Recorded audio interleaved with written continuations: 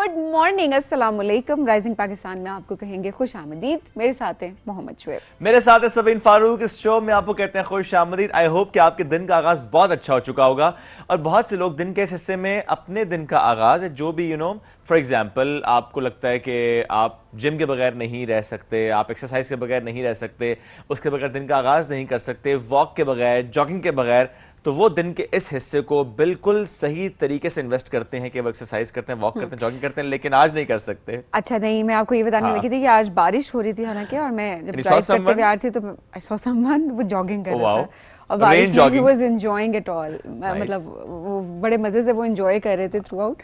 सो मैं देखकर वही मैं हैरान हो रही थी कि देखिए जिन्होंने करना है उन्होंने करना है, और कुछ लोग हैं जो शायद वेट कर रहे हो कि उन्होंने इस चीज़ को एक्सपीरियंस करना है।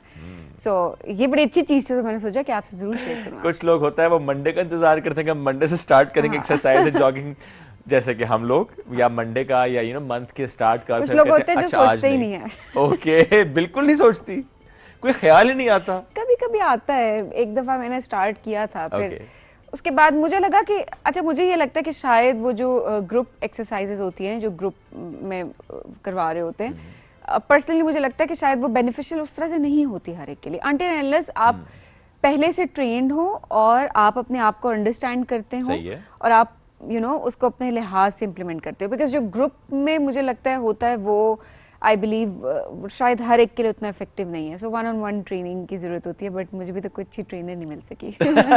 अच्छा ये देखो, ये बहाना होता है ना, ट्रेनर नहीं मिल सकी, अच्छा स्लॉट नहीं मिल सका। नहीं, वैसे सही बात बता रही हूँ, मैंने कोशिश काफी की कि मुझे कोई मिल जाए कुछ भी, क्योंकि जो बहुत अच्छे हैं दे आर हाईली एक्सपेंसिव। ये बात है, वेरी ऑनेस्ट। ठीक है, वो बात मैं अंडरस्टैंड करती हूँ कि हेल्थ पे आपको इन्वेस्ट करना चाहिए एंड ऑल दैट, वो आप खाने पीने की सूरत में उस तरह भी कर सकते हैं, पर मुझे समहाउ मुझे ये लगता है कि कहीं ना कहीं वो ओवर एक्सपेंसिव वाला फैक्टर जो है वो आ जाता है कि आप बहुत बहुत ज़्यादा हाईली चार्ज कर रहे होते हैं, तो देन ऑब्वियसली लोग फिर पीछे हट जाते हैं और कहते हैं ठीक है हम खुद से कर लेते हैं। खुद से करने को आए तो पता लगता है कि तो आप बाजू भी ऊपर नहीं कर सकते हैं। तो अपने हेल्थ के हालात जो है वो आपको समझ आ जाते हैं। क्या बात है जी, तो ये हो जाता है। एनीवेज जी, आज हम इस शो के आगाज में ज़ाहिर है बात तो कर रहे हैं कि अपने हेल्थ पे आपने इन्वेस्ट करना है और राइटली इन्वेस्ट करना है। जो कर रहे हैं बहुत अच्छा कर रहे हैं कि वो कार्डियो भी कर रहे होते हैं, वो एक्सरसाइज भी कर रहे होते हैं। अगर आपने स्ट्रेंथ ट्रेनिंग करनी है या जिस तरह हमने कहा कि जॉगिंग या वॉक और एनीथिंग, आपकी जो हेल्थ है वो सबसे ज़्यादा इंपॉर्टेंट है। और स्पेशली पाकिस्तानी कॉन्टेक्स्ट में जब आपकी एज बढ़ रही होती है, उसमें ज़्यादा इंपॉर्टेंट हो जाता है कि आप अपनी हेल्थ पे इन्वेस्ट करें, वॉक करें, एक्सरसाइज करें, वेट मैनेज करें, क्योंकि जब वेट मैनेजमेंट नहीं होती तो फिर बहुत सी और चीज़ें जो कि आपको तंग करना शुरू हो जाती हैं, जैसे कि नी का पेन हो सकता है, it could be other body pens, ligament आपके वीक हो रहे होते हैं। और जब आप किसी एक दिन निकलते हैं कि जी आज मैं वॉक कर लेता हूँ या जॉगिंग एक्सरसाइज या ट्रैकिंग, तो पता चलता है कि वो जितने दिन से नहीं कर रहे थे या वॉक नहीं कर रहे थे तो आपकी बॉडी इस तरह से ट्रेन नहीं थी, तो फिर दर्दें निकल आती हैं। और ये बात इसलिए भी की चूंकि ये मौसम ऐसा कि इसमें आपकी पुरानी सी कोई दर्द भी वापस आ जाती है। मैं दिल के दर्द की बात नहीं कर रहा, मैं जिस्म के दर्द की बात कर रहा हूँ, वो वापस आ जाते हैं। कहते हैं ना जो रेनी वेदर होता है, ग्लूमी सा जो वेदर होता है, वो वैसे ही आपके माइंड को, बड़ी आपकी थॉट्स को इफेक्ट कर रहा होता है ना। बिल्कुल। तो कुछ लोग डिप्रेशन का भी, खैर हमें टॉपिक वैसे करना चाहिए कि क्यों ऐसे होता है कि जब ग्लूमी वेदर होता है, ये वेदर स्टार्ट होता है, मॉनसून स्टार्ट होता है, तो हमें डिप्रेशन क्यों होने लग जाता है, इसका मूड पे क्या इफेक्ट होता है, जरा इस पे भी मुझे लगता है एक बड़ा अच्छा टॉपिक है। ऑटोमेटिकली समीन, जब आपकी फिजिकल हेल्थ ही मुतासिर हो रही है, देखिए ना, humidity and then things like that, सबका नहीं होता। कुछ लोग होते हैं जिस तरह कुछ एंजॉय करते हैं बरसात में, कुछ एंजॉय भी कर रहे होते हैं कि चलो बारिश हो रही है। खैर बारिश तो अल्लाह की रहमत है, अनटिल अनलेस हम अपने लिए खुद उसको जहमत ना बनाएं। लेकिन वैसे मैं एक बात बता रही हूँ कि अमूमन ऐसे होता है कि जब क्लाउडी वेदर हो जाता है, आप सनलाइट नहीं देख रहे होते, तो उसका कहीं ना कहीं आपके ऊपर इम्पैक्ट आता है। तो हमें जरा इस पे एक बात मैं चाहती हूँ, इसकी वजह ये भी है सभी में, जो सनलाइट है वो ज़रा उसका एक इम्पैक्ट है ना आपकी बॉडी पे। जैसे समर विंटर्स के मुतालिक बात करते हैं ना कि जब आपके दिन छोटे हो जाते हैं तो उसका इम्पैक्ट आपकी बॉडी पे आ रहा होता है। जब सनलाइट कम हो जाती है, सन एक्सपोजर कम हो जाता है, आप घरों के अंदर रहते हैं मोस्टली, सो उसका फिर इम्पैक्ट आपके फिजिकल हेल्थ पे तो आता ही है, वो मेंटल हेल्थ पर भी आ रहा होता है। सो करना क्या है, आपने अपने दिन को प्लान करना है। The bottom line is plan your day and plan your day wisely, जिसमें आपने ये सोच लेना है कि अच्छा कितना वक्त वर्क के लिए, कितना फैमिली के लिए, कितना पर्सनल टाइम के लिए, वो आपकी उसमें ज़रा हेल्थ शामिल है। उसमें मैं ये नहीं कहता जैसा सबीन आपने भी कहा ना कि ट्रेनर, वो एक्सपेंसिव ट्रेनर एवरीथिंग। हमारे यहाँ ये बड़ा मसला है कि हम वो परफेक्शन वाली तरफ जा रहे होते हैं, मैं कहता हूँ थोड़ा सा सही कर जरूर लें। हाँ। ये बड़ा जरूरी स्ट्रेचिंग है। कर लें, कुछ ना कुछ कर लें, कुछ ना हो तो वॉक कर लें। मैं वॉक बहुत ज्यादा करती हूँ, तो ये मुझे एक अच्छी चीज लगी, क्योंकि बाज़ औक़ात मुझे लगता है मैं 10,000 स्टेप्स तक मैं कर जाती हूँ डेली। तो नहीं, लेकिन आई ट्राई माय बेस्ट कितना कर लूँ, एवरेज जितना हो सके। एवरेज ये कि मतलब मैं मैक्सिमम इतना या इससे अराउंड भी मैं कर सकती हूँ, क्योंकि अक्सर होता है कि मेरी अम्मी का घर और मेरा घर, तो अपने घर से अक्सर ये होता है कि हम वॉक करते हुए चले जाते हैं वहाँ तक। तो बाप से भी फिर ज़ाहिर है कैब लेके आना पड़ता है, क्योंकि हालत नहीं रहती है, बट समहाउ एक बहाना होता है कि आपके साथ वक्त में ये बात करें, देखिए आपको वक्त नहीं मिलता ना, तो मुझे अगर वक्त नहीं मिलता तो मैं इस तरह से उसको मैनेज कर रही होती हूँ कि बजाय इसके मैं गाड़ी निकालूं और मैं जाऊं, तो मैं कोशिश ये करती हूँ कि अच्छा चलो वहाँ भी चले जाएंगे, चलो आपका आधा पौना घंटा एक्स्ट्रा लग जाएगा, लेकिन कम से कम वॉक के जो आपके जो स्टेप्स हैं दिन के, वो आपके कंप्लीट हो जाएंगे। सो कभी कभार मैं इस तरह से इसको मैनेज कर लेती हूँ। बिल्कुल ठीक है जी। एक फ्रेज है मेरे पास आज, वो भी शेयर करते हैं जी। वो लैटिन फ्रेज है मुश्किल सी, इसकी प्रोनाउंसिएशन भी बहुत मुश्किल है, पर मैंने पढ़ी, मुझे बड़ी अच्छी लगी, फिर मैंने ना उसको गूगल किया, मैंने उसको पढ़ा कि अच्छा इसका मतलब क्या है। मैं उसकी ज़्यादा हिस्ट्री में नहीं, लेकिन वो फ्रेज़ बड़े मज़े की है, आउट इनवेनियाम आउट फेसियाम। ये बड़े मज़े की फ्रेज़ थी, लैटिन फ्रेज़ है, आउट इनवेनियाम वियाम आउट फेसियाम। इसका मतलब ये कि आई शिल आइदर फाइंड अ वे और मेक वन, यानी रास्ता ढूंढूंगा, नहीं मिलेगा तो अपना रास्ता खुद बनाऊंगा। अक्सर हम देखते हैं ना कि अच्छा रास्ता नहीं मिलता, या बंद गली नजर आती है, या लगता है कि किसी और ने काम नहीं किया तो मैं क्यों करूं, या मुझसे नहीं होगा। सो उसके बरक्स ये फ्रेज तब यूज होती है जब आप ये कहना चाहते हैं कि अगर मुझे रास्ता ना भी मिला तो मैं अपना रास्ता ढूंढूंगा, मैं रास्ता बनाऊंगा, नहीं ना मिला तो बनाऊंगा। अक्सर हम कहते हैं कि वो जो पगडंडी बनी होती है उसी पे चलते चलते हम चले जाते हैं, तो पगडंडी ना मिले तो रास्ता खुद बनाना होता है। लेकिन पगडंडी मैंने लफ्ज़ पहली दफा सुना। पगडंडी इज समथिंग, वो जो आप ग्रास पे चलते हैं और जब चलते चलते वो रास्ता सा बन जाता है। अच्छा, वो जो मट्टी का रास्ता एक बनता है। हाँ, आप चल रहे होते हैं ना उसके ऊपर, तो बिकॉज़ पगडंडी बोलते हैं, उससे पगडंडी बोलते हैं। अच्छा सही, okay, I know that, I mean it's okay. बहुत सारी चीजें होती हैं जो कि नहीं पता होती इंसान को, and it's okay to learn every day. ये अच्छी बात है, अच्छी बात है। तो मे बी समीर यूजुअली आप वर्ड्स इस्तेमाल नहीं करते। बिकॉज़ पगडंडी उर्दू का लफ्ज़ है, पंजाबी का लफ्ज़ है, उर्दू का लफ्ज़ है, ठीक है, क्योंकि हम बहुत ज़्यादा खालिस उर्दू नहीं कर रहे होते इस्तेमाल लफ्ज़, तो जब आपको नहीं पता होता तो अच्छी बात है कि वोकैबुलरी में आपके इजाफा होता है। तो आप भी ऐसे कोई लफ्ज़ आज हमसे शेयर करें जो कि आपको लगता हो कि नॉर्मल है, लेकिन आजकल इस्तेमाल ना हो रहा हो, सो आप शेयर कीजिए हमसे भी। हम ब्रेक की तरफ बढ़ रहे हैं, ब्रेक से वापस आएंगे, रहिए हमारे साथ। ये है राइजिंग पाकिस्तान।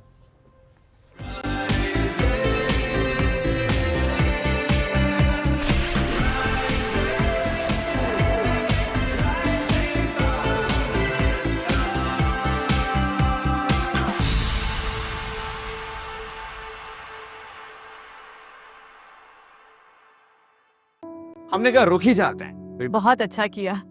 भाभी, अब आपके हाथ की खास चाय मिल जाए तो मजा आ जाए। क्यों नहीं, अभी ला दो। Thank you. महीने का आखिर चल रहा है,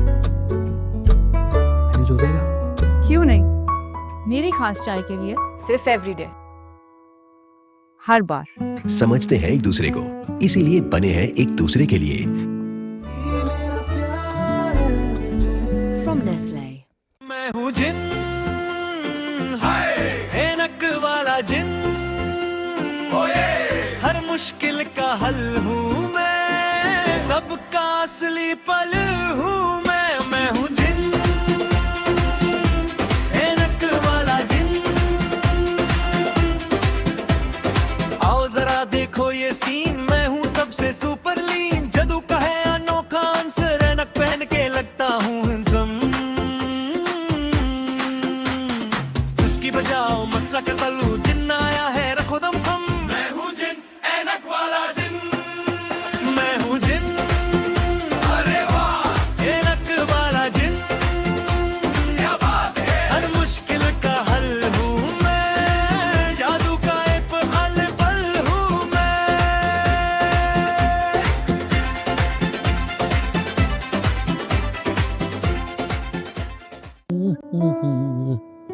सिर्फ एक कप? खुद ही तो महंगाई लगे रहते हो, मैंने सोचा थोड़ी बचत कर लूं। मतलब 2 लोग एक ही कप में पिएंगे? नहीं, आप देखेंगे। मुझे पता था। क्या करूं, इससे बनते ही 2 कप हैं। समझते हैं एक दूसरे को, इसीलिए बने हैं एक दूसरे के लिए। From Nestle. अब ड्यू है तो शुरू है।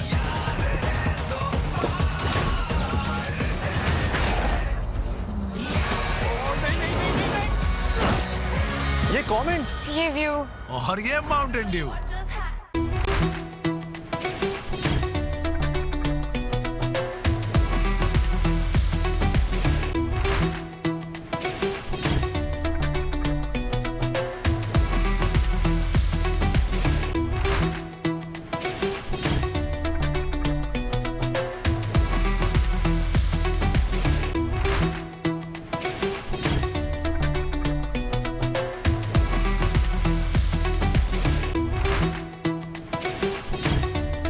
भाई वाह, वाओ।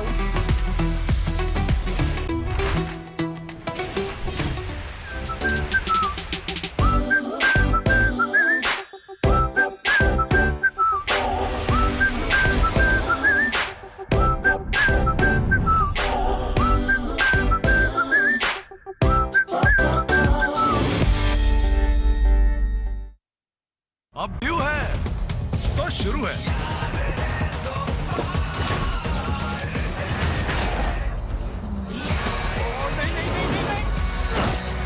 ये कमेंट, ये व्यू और ये माउंटेन ड्यू। जैसे हर किसान है अपनी फसल के यकीन का मरकज, एंग्रो मरकज है हर किसान का मरकज यकीन। एंग्रो मरकज पे आपको हर प्रोडक्ट वक्त पर मिलेगा, वो भी मेयार की गारंटी के साथ। एंग्रो मरकज, किसान का मरकज यकीन। शाबाश। हमने कहा रुक ही जाते हैं। बहुत अच्छा किया। भाभी, अब आपके हाथ की खास चाय मिल जाए तो मजा आ जाए। क्यों नहीं, अभी ला दूं। Thank you. महीने का आखिर चल रहा है, मैंने जो देगा। क्यों नहीं, मेरी खास चाय के लिए सिर्फ एवरीडे, हर बार। समझते हैं एक दूसरे को, इसीलिए बने हैं एक दूसरे के लिए। From Nestle. जिंदगी के लम्हात अच्छी यादों में ढल जाएं तो इससे बेहतर और क्या बात होगी। हम आपकी यादों में खुशियां शामिल करते हैं हर वीकेंड पर अपने शो वीकेंड एट होम में।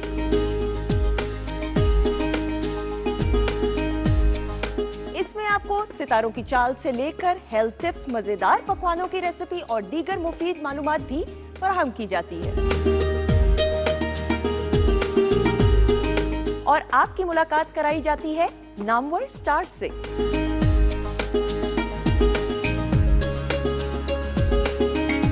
अपने लम्हों को खूबसूरत बनाने के लिए देखते रहिए वीकेंड एट होम सिर्फ पीटीवी नेटवर्क पर।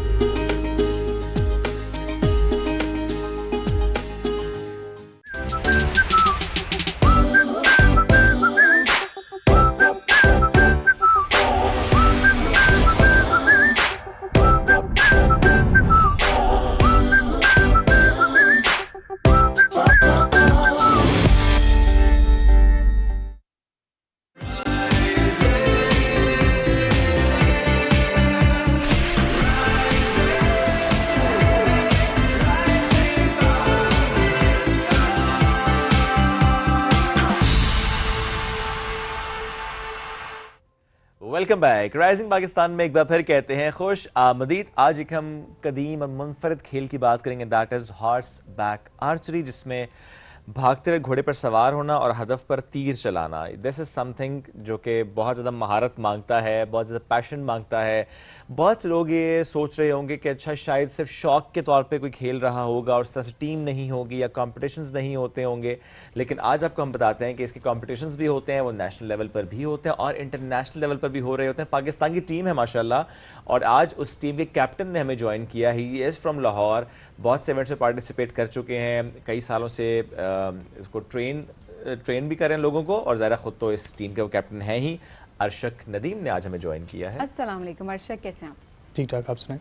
बिल्कुल ठीक अर्शक, बहुत शुक्रिया प्रोग्राम में ज्वाइन करने के लिए। अच्छा, काफ़ी हद तक हमने देखा अवेयरनेस नहीं है इस खेल से मुतल्लिक, तो थोड़ा समझाएंगे कि बताइएगा क्या टेक्निकलिटीज़ होती हैं इसकी। हॉर्स राइडिंग के बारे में अगर आपको थोड़ा बहुत इसमें इल्म होगा तो हॉर्स राइडिंग के अंदर काफ़ी it's a very dangerous and interesting sport as well. उसमें आपकी टेक्निकलिटीज़ अगर उसमें देखी जाएँ तो आपने हॉर्स को बेसिकली मैनूवर करना है, at the same time you not holding on to the reins, आपने रकाबें नहीं पकड़ी हुई, उसकी रासें नहीं पकड़ी हुई बेसिकली, तो you're just standing on a horse while it's in full gallop. एक ट्रैक यूजुअली अगर आप एक नॉर्मल ट्रैक को ले लें, we aim to complete it in like 7 seconds. Okay So 7 seconds के अंदर you have to shoot at least 3 targets or more, okay depending on how many targets are placed in बहुत the कम वक्त नहीं है हाँ, but I I think train आप लोग उस तरीके से हो जाते हैं। बिल्कुल हमारा बिल्कुल बेस लेवल के ऊपर अपने स्टूडेंट्स के लिए usually but I have a benchmark that is set is कि आपने 10 सेकंड्स में 4 करने हैं। Okay my best time is somewhere about 7 arrows माशाल्लाह अंडर 7 10 seconds में seconds 7 arrows under 10 seconds 7 arrows under 10 seconds yeah ये कितने अरसे में अर्शक आपने अचीव किया है? I've been doing archery since I was a kid. Okay तो ये शौक कैसे डेवलप हुआ? घर में कोई और करता था, किसी को देखा आपने? How did you start it? Okay, so this is a very interesting story. I grew up on the stories of the Sahaba. So this is something that stems from that. So riding, archery, other medieval martial arts that include sword arts as well from Right. different regions and cultures. सारी चीज़ों को साथ साथ लेके चलते रहे और सीखते रहे. बिल्कुल ठीक है। सो जब पहली बार प्रोफेशनली आपने इसको खेलना शुरू किया तो was it in Pakistan? It was in Pakistan, yes. Okay so यहाँ पे कितना रुझान इसका अब डेवलप हो रहा है? जिस तरह आप खुद ट्रेन भी करते हैं लोगों को, do we have infrastructure spaces जहाँ पे प्रॉपर्ली इसको समझा जाए, लोग सीखने के लिए आए? बिकॉज हॉर्स राइडिंग को भी हम एज फन ले रहे होते हैं कि एज अ फन एक्टिविटी लोग जा रहे हैं, बच्चे जा रहे हैं करके वापस आ गए। सीखना, उसको प्रॉपर्ली परस्यू करना बहुत कम लोग कर रहे होते हैं। अब इसमें आपका जो जवाब है वो थोड़ा सा डिटेल्ड इसमें आ रहा है। Okay. अब हॉर्स राइडिंग जो थी और उसके अंदर बहुत सारे अलग अलग आपके डिसिप्लिन्स हैं। आपने शायद शो जंपिंग देखा हो, नेज़ाबाजी देखा हो, बिल्कुल। हर चीज़ को एक प्रॉपर तरीके से लेकर चला जा रहा है, उसे एक स्पोर्ट के तौर पर रिकगनाइज किया बिल्कुल जा रहा है। उनकी अपनी ऑर्गेनाइजेशंस हैं जिनको ओवरसी किया जा रहा है। One such organization that looks after horseback archery in Pakistan is Pakistan Horse and Mounted Archery Federation. Okay It governs all things related to horseback archery, सारा ठीक कुछ है। वो देख रही है। सो उसकी ट्रेनिंग से लेके, आपकी एक्लिमेशन से लेके, आपका रोड मैप से लेके, एथलेटिक रोड मैप आ गया आपका, फैसिलिटीज़ के आपके रोड मैप्स हैं वो लेके, उन सारी चीज़ों को मद्देनज़र रखते हुए उसकी इम्प्लीमेंटेशन चल रही है। Okay At the same time, we're trying to do something that is very innovative in terms of sport. We're actually implementing a curriculum in Okay. sports, जो education based है. So you actually have to study to be able to pass exams, to become either an instructor or coach, okay or even one of the management as well. अच्छा मतलब properly उसका curriculum. उसका tier based system है. They Okay. have a proper curriculum. There are exams, examinations हैं. You have to read up on it. आपको X amount of hours होते हैं आपके जो आपको complete करने पड़ते हैं. एक पूरा सेटअप हमने इसका बनाया हुआ है। जबरदस्त। एथलेटिक सेटअप भी है, फैसिलिटीज़ का भी एक रिक्वायरमेंट है। साइट विजिट्स होते हैं before we approve a facility कि ये Okay. सेफ़ है। सेफ्टी का एलिमेंट आपको पता है हॉर्सबैक आर्चरी में रखना बहुत पड़ता है। इंपॉर्टेंट है। तो we have to take note on these things, make sure कि जब स्पोर्ट अगर अब इसमें डेवलपमेंट आ रही है तो वो सेफ्टी के थ्रू हो। हॉर्सबैक आर्चरी की जो फेडरेशन है इसका क़याम हमारे बहुत ही करीबी एक दोस्त हैं, he is like an older brother to me, Aurangzeb Mubashar साहब का आपने शायद सुनो, उन्होंने बेसिकली इसका क़याम रखा था। That's Okay. Where horseback archery एक तरह से बनना शुरू हुई है, ओके कंपाइल करना शुरू किया। क्या ये एक महंगा खेल है? Very बहुत से खेलों से मुतालिक हम ये बाकी कहते सारे हैं खेलों ना। की तरह अब डिपेंड्स ऑन आपके लिए महंगा क्या है या किस Okay. चीज़ से आप इसको कंपेयर कर रहे हैं। अगर if you compare it with cricket it's going to be very expensive. हम बिल्कुल कंपेयर कर रहे हैं और ऐसे करना चाहिए क्योंकि तभी तो Cricket- आपको बेहतर तौर पर अंडरस्टैंडिंग डेवलप होती है कि अच्छा कितना महंगा है। So how do you manage? Well basically I started making my own bows, ठीक है। वहाँ से हमने स्टार्ट किया था। सो फ्रॉम देन ऑनवर्ड्स हमने क्योंकि इक्विपमेंट की कमी थी, हमने खुद सही अपने है। इक्विपमेंट मैन्युफैक्चर करना शुरू किया within Pakistan, supply those equipment over to athletes that wanted to practice. फिर वहाँ से हम उसको लेके चले हैं। अब एथलीट्स जो हैं they we can import equipment as well, we do ठीक दैट। है। इसमें हॉर्सबैक आर्चरी के अंदर जो एथलीट्स होते हैं वो बेसिकली सेल्फ फंडेड होते हैं okay okay because of the expense of the sport. उसके अंदर काफ़ी सारी चीज़ें होती हैं, काफ़ी एलिमेंट्स होते हैं दैट यू हैव टू तो लुक इट्स बेटर कि इनटू। आप पहले अर्न कर लें, आपके पास सेविंग्स हो इतनी and then you start this. मेरा ख्याल है देखिए ये वजह भी होती है कि जिस तरह हम क्रिकेट की बात करते हैं, फुटबॉल की बात करते हैं, गली गली में खेले जाने वाले खेल हैं, तो इसलिए ज़्यादा मकबूल भी हैं, ज़्यादा इनको पजीराई भी मिल रही होती है बिकॉज वो हर किसी की पहुंच में होते हैं। अब जो इस तरह के खेल होते हैं वो उनकी एक अपनी अहमियत होती है, बट ऑब्वियसली वो हर कोई इसको अफोर्ड नहीं कर सकता, तो एक्सेसिबिलिटी का डेफिनेटली उसमें इशू ज़रूर आ रहा होता है। तो तभी जब हम कह रहे होते हैं ना कि ये खेल जो है इसको इतनी पजीराई नहीं मिल रही है, उस खेल को इतनी पजीराई नहीं मिल रही, वो शायद लोगों का इंटरेस्ट उस चीज़ में ज़्यादा डेवलप होता है जो उनके लिए एक्सेसिबल ज़्यादा होती है। सो ये एक इशू है, बट देन अगेन मुझे ये लगता है कि फेडरेशंस होनी चाहिए, उन काम उस लेवल पे होना चाहिए कि अफोर्डेबिलिटी बढ़ाई जा सकती हो, स्पॉन्सर्स हमारा प्राइवेट सेक्टर आके आ सकता है कि इन खेलों को फ़रोग करने के लिए देने के लिए वो आगे बढ़ें एंड देन ऑब्वियसली उसको प्रमोट करें through out. So I think ये बड़ी एक इंपॉर्टेंट चीज़ हो बट आई जाएगी। थिंक स्पॉन्सर्स का मसला आपका कुछ हल हुआ? हमारा अभी recently I just wanted to touch upon the subject of accessibility, affordability वाले मामले में federation is also working on that as well. ठीक है, अभी recently for the first time horseback archery is being sponsored by National Bank of Pakistan nice, and they are sponsoring our team for the nomad games. Okay. So अब आते हैं events पे। कितने events हो रहे होते हैं नेशनल लेवल पर या इंटरनेशनल लेवल पर? साल में कितने इवेंट्स होते हैं? नेशनल लेवल पे हमने जो सेगमेंट बनाया हुआ है, वी हैव बाई एनुअल जो होते हैं हमारे नेशनल इवेंट्स होते हैं, उसमें मेरिट सिस्टम भी है, उसमें आपकी रैंकिंग भी होती है, बाई एनुअल है, उसके बाद आपके मंथली पोस्टल्स भी होते हैं, वो इंटरनेशनली उसके जो होते हैं ग्रेडेड होते हैं। तो इस तरह हमने सिस्टम बनाया हुआ है। और इंटरनेशनल इवेंट्स? इंटरनेशनल इवेंट्स हमारे कैलेंडर के ऊपर होती हैं। इंटरनेशनल हॉर्सबैक आर्चरी एसोसिएशन है, वैफ है, वर्ल्ड हॉर्सबैक आर्चरी फेडरेशन, और WFE है, world federation of equestrian archery. ये 3 बॉडीज़ हैं जो कि हॉर्सबैक आर्चरी को पूरी दुनिया में देखती हैं। Okay. Through out the year इनके बहुत सारे इवेंट्स अलग अलग कंट्रीज़ में, अलग अलग रीजन्स में हो रहे होते हैं, अलग अलग स्टाइल्स में हो रहे होते हैं। So if you go to Europe you will face an entirely different track. So अलग अलग स्टाइल से क्या मुराद है? इसमें डिफरेंट फॉर्मेट्स होते हैं हॉर्सबैक आर्चरी में, तो कितने फॉर्मेट्स होते हैं? अब हमारे यहाँ जो बेस फॉर्मेट है वो 2 ट्रैक्स होते हैं, Okay. जो आपके स्टैंडर्ड ट्रैक्स जिनको कहा जाता है, जो तकरीबन हर टूर्नामेंट में, हर कंपटीशन में रखे जाते हैं। ठीक है। उसके बाद आपके पास कल्चरली रेलिवेंट जो आपके ट्रैक्स आ जाते हैं वो आ जाते हैं। कुछ आ जाते हैं कि आपने हॉर्सबैक आर्चरी जो स्पोर्ट है वो डिराइव की गई है हमारी मेडिवल स्पोर्ट से, मेडिवल क्या कहते हैं स्किल सेट से।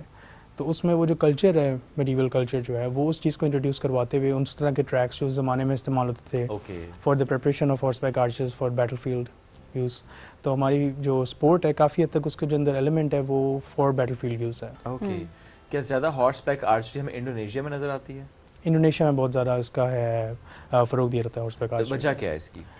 इंडोनेशिया और मलेशिया में उनकी जो आप एक तरह से नेशनल स्पोर्ट कह लें या फिर Okay. हर दूसरा बच्चा जो है वो आर्चरी बाय डिफ़ॉल्ट कर रहा होता है। ओके। तो वहाँ पे ज़्यादा इंफ्रास्ट्रक्चर डेवलप है, ज़्यादा रुझान है इस खेल का और इस तरफ वो ज़्यादा आ भी रहे हैं। अच्छा, लड़कियां भी हैं इस फील्ड में? आ रही बिल्कुल हैं? बिल्कुल। आप उनके ग्रुप में? हमारी टीम में बेसिकली उन्होंने इस दफ़ा तो हमें कोटा दिया था कि आपने एक्स अमाउंट ऑफ फीमेल्स जो हैं अपने साथ लेकर आनी है।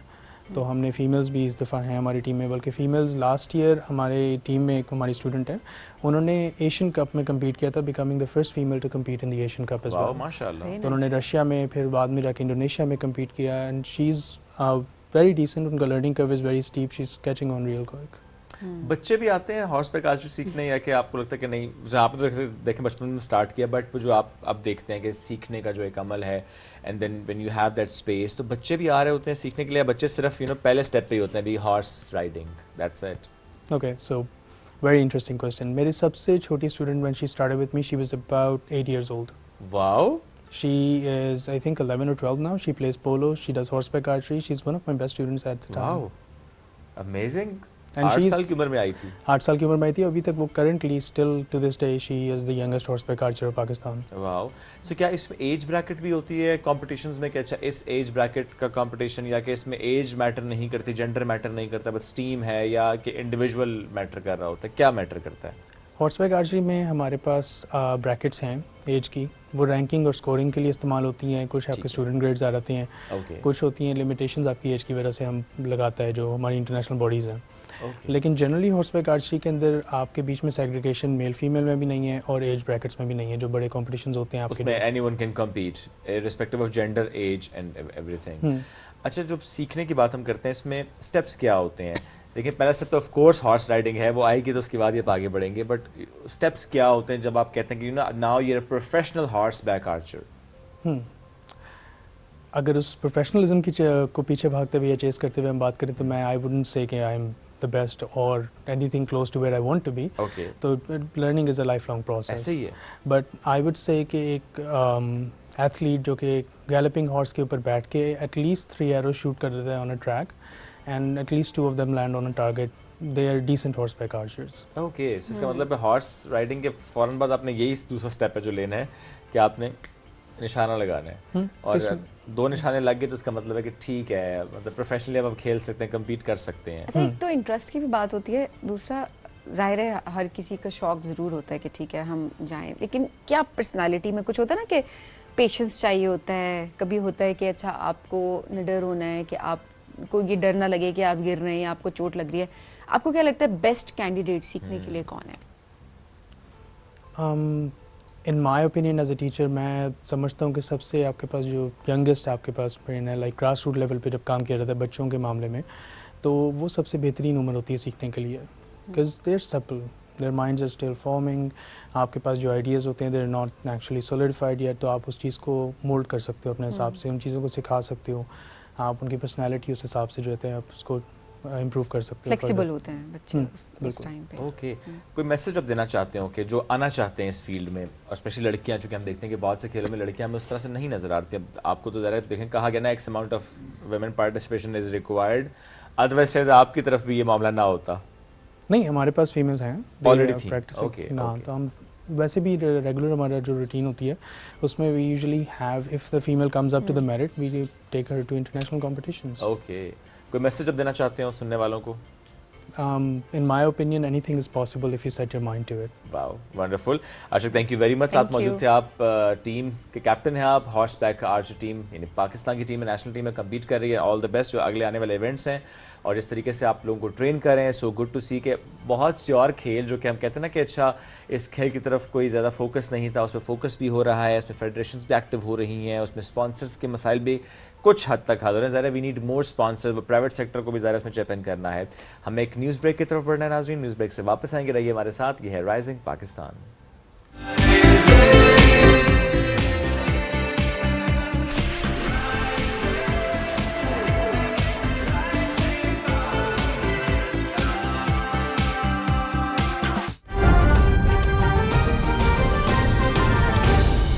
दुरुस्त हर वक्त बर वक्त। हर साल हम हमेशा ये बात करते हैं कि इस बार जी गर्मी बहुत ज़्यादा है, इस बार जी सर्दी पिछली बार से बहुत ज़्यादा है। हम कभी ये नहीं कहते कि हाँ मौसम बेहतर है पिछली बार के निस्बत, और ये हर साल हम यही स्टेटमेंट जो है हम कहीं ना कहीं अपने घरों में, अपनी जिंदगियों में हम इसको फेस भी कर रहे हैं और हम ये स्टेटमेंट दे भी रहे होते हैं।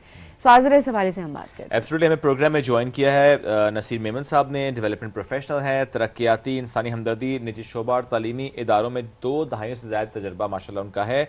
World bank, Asian disaster preparedness centre समेत कई मुमताज़ इदारों में अहम ओहदों पर वो खदमात सर अंजाम दे चुके हैं। Let's welcome him. अस्सलाम वालेकुम जी, कैसे हैं? वालेकुम सलाम जी, बहुत शुक्रिया। नसीर साहब बहुत शुक्रिया आपने ज्वाइन किया।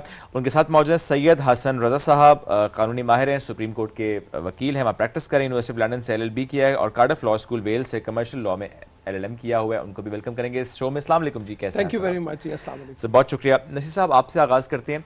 पहले जनरल कमेंट मैं ज़रूर लूँगा मौसम को लेकर, बिकॉज मैं और सभी भी जब बात कर रहे थे कि हर साल हर मौसम में हमारा कमेंट सेम होता है कि इस साल पहले से ज़्यादा तबाही या पहले से ज़्यादा चीज़ें हमें नज़र आ रही हैं, बट दिस टाइम मानसून को लेकर जो कहा जा रहा है कि बारिशें मामूल से कम हो रही हैं, चूँकि वो ज़ाहिर है इफेक्ट है उसकी वजह से हम ये कह रहे हैं।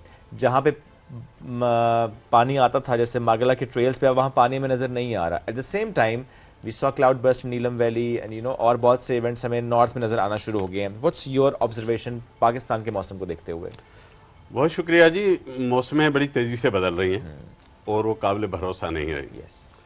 अच्छा, अब ये एक रियलिटी है, इससे फरार मुमकिन नहीं। बिल्कुल सही बात है, it's reality. This is there, हमें उसके हल ढूंढने पड़ेंगे, कोएग्जिस्ट करना है उनके साथ। एडेप्टेशन इसीलिए कहते हैं।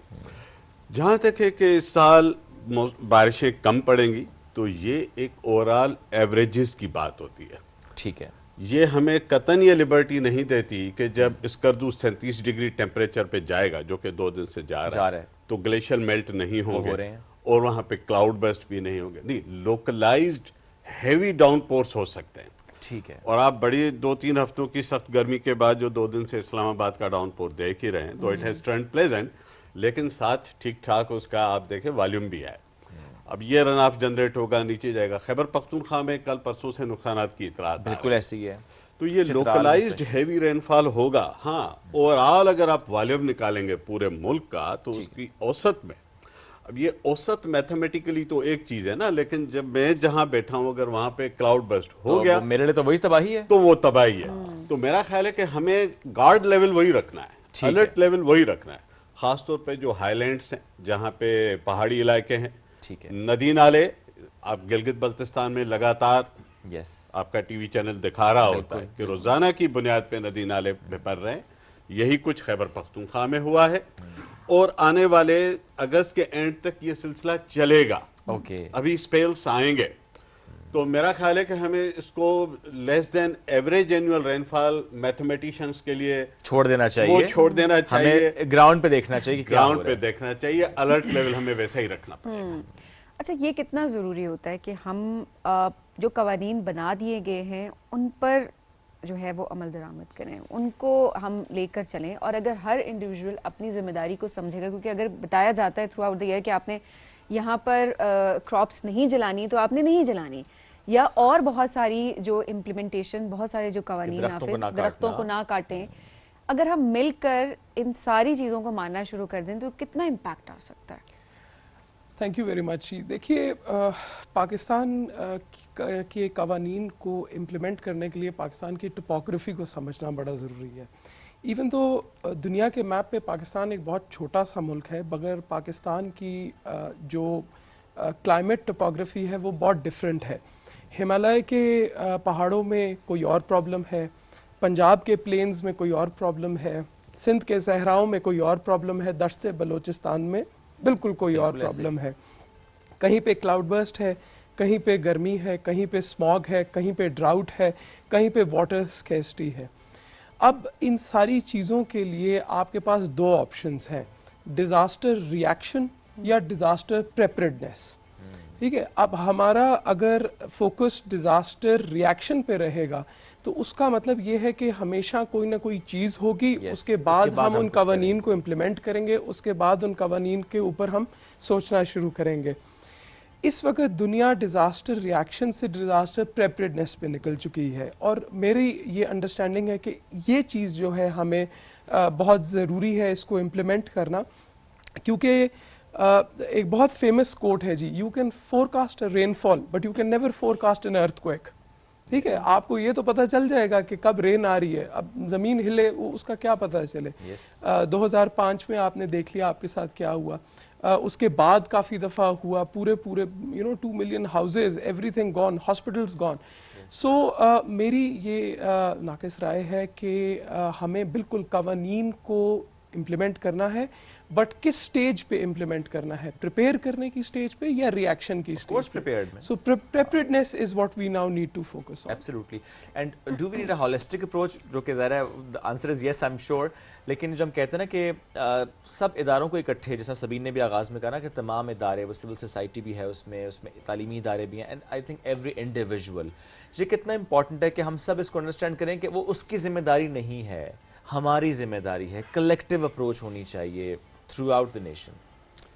ये जो क्लाइमेट चेंज के मामलात या कुदरती आफात के मामलात, वैसे मैं इन आफात को कुदरती लफ्ज़ यूज़ नहीं करता, ये हम कुदरत पे इल्ज़ाम ट्रांसफ़र करते हैं, इसके ज़िम्मेदार यही हैं। ये आसमान से नहीं आती, आसमान से पानी आता है, उसको रास्ता रोक दिया कहीं पे तो हम कन्वर्ट करते हैं। ज़मीन यहाँ भी हिलती है, जापान में भी हिलती है, वहाँ इमारत नहीं गिरती, यहाँ इमारत गिर जाती है। सही बात। तो कहीं हमारा जो किरदार है ना, ये सारे मामलात ऐसे हैं जो ना तनतना हुकूमतों से हल होने हैं, ना तनतना शहरों से हल होने, ना किसी एक इदारे से हल होने। पूरे सिस्टम को इसके लिए गेयरअप होना पड़ेगा। और मैं हसन से एग्री करता हूं कि ये डिजास्टर होने के बाद आप हाथवाऊ मार सकते हैं और कुछ नहीं कर सकते। ये बात ठीक है कि अब रेजिलियंस का जो इस्तिलाह है ना, वो रेजिलियंस एक बहुत ही जामा इस्तिलाह है, और ये इंफ्रास्ट्रक्चर से लेके जो इस कमरे की रोशनी और एयर कंडीशनर तक हर चीज़ को इनकम्पास करती है। तो जैसे आप कह रही थी कि हर शहरी का रोल है, और मेरा ख्याल है कि हमें हमारे लिए बड़ा आसान होता है कि हम सारा इल्ज़ाम मुंतकिल कर दें जी हुकूमत ने कुछ नहीं किया। नहीं क्या होगा, कमियां बेशियां रही होंगी, लेकिन इसमें जो हमारा निजी शोबा है उसका बहुत बड़ा किरदार है। हम ऑफन टाइम भूल जाते हैं, हम समझते हैं कि निजी शोबा सिर्फ पैसे बनाने के लिए बना है, वो उसका ऑब्जेक्टिव है और वो ठीक है, उसमें कोई बिजनेस मॉडल तो है, जाहिर है वो। देखिए इकोनॉमी कैसे ऑपरेट करेगी, profit is an essential ingredient of economy. लेकिन तालीमी इदारे, ये जो मॉडर्न टेक्नोलॉजीज के एप्लीकेशन और रिसर्च के काम है, ये पीटीवी तो नहीं करेगा, इदारे करेंगे। ये जो आप इंफॉर्मेशन शेयर कर रहे हैं ये तालीमी इदारा नहीं करेगा, ये पीटीवी कर सकता है। इसी तरह से जो इदारे डिजास्टर रेस्पॉन्स और प्रिपेयरनेस का काम करते हैं, सरकार के इदारे, उनसे मैचिंग आउटरीच तो किसी की नहीं है ना। आखिरी कोने तक आप चलें, पहाड़ों की ऊंचाई से लेके आप कोस्टल एरियाज के बेल्ट तक चले जाए, सरकार है जिसकी हर जगह मौजूदगी है। बिल्कुल ऐसे। अच्छा, सरकार की रेस्पॉन्सिबिलिटी इसलिए प्रिंसिपली भी ज़्यादा है, एथिकली भी ज़्यादा है कि उनको लोग चुनते हैं, मतलब वोट देते हैं, इलेक्टेड पीपल, जिम्मेदारी होती है, फिर वो सिटीजन टैक्स देता है। ये दो बड़े काम है जिसके रेस्पॉन्स में स्टेट का मुआहदा है शहरी से, हम आपकी जान और माल का तहफ़्फ़ुज़ करेंगे। तो ये किरदार सबका बनता है। हाँ, इतने बड़े मामले में जनरल स्टेटमेंट से काम नहीं चलेगा, ये तयन करना पड़ेगा कि किसको करना क्या है। क्योंकि उसका तयन वाज़ेह नहीं होता तो हम सब एक दूसरे की तरफ देख रहे होते हैं जब बारिश आती है। ये हमें डिबेट करनी चाहिए कि जब ये सूरत हाल अभी देखें, मानसून तो अभी आया है ना, बिल्कुल, लेकिन मानसून ओवरनाइट नहीं आता। ये जिस प्रिडिक्शन की हम बात कर रहे थे कि less than average rainfall, less than average higher temperature, not less than higher than average temperature, ये आज से 4 महीने पहले बिल्कुल मौसमियाती इदारे हमें बता चुके थे कि ये क्लाइमेट मॉडल है, ये होने जा रहा है। सही। तो तैयारी उस दिन से होती है। वो अंग्रेजी में कहावत है कि नोआ built the arc when not built the arc when it started raining. उसने नूह नबी ने किश्ती पहले बनाना शुरू की थी, सैलाब तो बाद में आया था। हम जब सैलाब आता है उसके बाद किश्तियों के तख्ते ढूंढते हैं। मेरा ख्याल है हमें प्लानिंग को रिविजिट करने की जरूरत है, और ये 12 महीने का काम है। हम सब जागते हैं, आई मीन हुकूमतें, सिविल सोसाइटी, मीडिया, हम सब शुरुआत करते हैं इस पे जुलाई के आगाज में, जब पानी सर पे आ चुका होता है। मानसून, अभी आपने खुद ही कहा कि मानसून तो शुरू हो चुका, बिल्कुल। ये डायलॉग हमें 12 महीने करना चाहिए, ये मॉनिटरिंग हमें 12 महीने करनी चाहिए। गुज़श्ता साल हमने एक खौफनाक सैलाब से पाकिस्तान गुजरा 2025, उससे 2 साल पीछे जाएं, एक और सैलाब हमने 2022 में। तो उसकी लर्निंग्स क्या थी? एक 25 करोड़ लोगों का मुल्क है, पढ़े लिखे लोग हैं, यहाँ साइंटिस्ट हैं, यहाँ बेहतरीन सपारको जैसे मौसमियात का महकमा, बड़े अच्छे इदारे हैं हमारे पास, ये कोई छोटे मोटे इदारे नहीं है।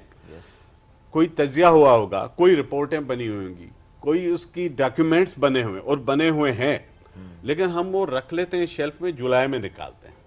ये हमें साल के 12 महीने खोल के रखने चाहिए, इनको पढ़ना चाहिए, इसके एक्शन प्लान देखें। हर रिपोर्ट के बाद, हर लर्निंग के बाद रिकमेंडेशंस होती है ना, रिकमेंडेशंस होती है, और उसके बाद फिर एक एक्शन प्लान बनना चाहिए। वो हमें बताए कि सिविल सोसाइटी क्या करेगी, दीर में क्या करेगी, बुनैर में डिफरेंट होगा जो थरपारकर में हो रहा होगा या राजनपुर में हो रहा होगा। काम देखें उस लिहाज से, गवर्नमेंट अपने लिहाज से काम करिए, प्राइवेट सेक्टर अपने लिहाज से काम करे। हम कॉन्फ्रेंसेस भी होते देखते हैं, हम डिस्कशंस होते देखते हैं, बिकॉज डायलॉग बहुत इंपॉर्टेंट होता है। तो आई थिंक काम अपनी अपनी जगह पर हो रहा है, बट क्वेश्चन ये है कि काम कितना मजीद बेहतर करने की जरूरत है, बिकॉज जो क्लाइमेट चेंज है, अब जो वेदर कंडीशंस हैं वो बहुत ज़्यादा अनप्रेडिक्टेबल हो चुकी हैं, जिसकी वजह से हमें ज़्यादा तैयारी की ज़रूरत है। तो आज हमारा बेसिकली मौजू भी है। अच्छा, हम हमेशा ये बात करते हैं लेस देन 1%, जब हम कंट्रीब्यूशन की बात करते हैं कि हम लेस देन 1% कंट्रीब्यूट करते हैं और फैक्ट्रीज में हम टॉप पे आ रहे होते हैं। ठीक है, हम तो कर लेंगे काम, हम अभी कर भी रहे हैं ओवरऑल, लेकिन जब ओवरऑल ग्लोबली इस पे बात नहीं होगी, वो ममालिक जो कि ज़्यादा कंट्रीब्यूट कर रहे हैं वो जब तक कंट्रीब्यूशन कम नहीं करेंगे, तो क्या इसी तरीके से हम लोग इफेक्ट होते रहेंगे?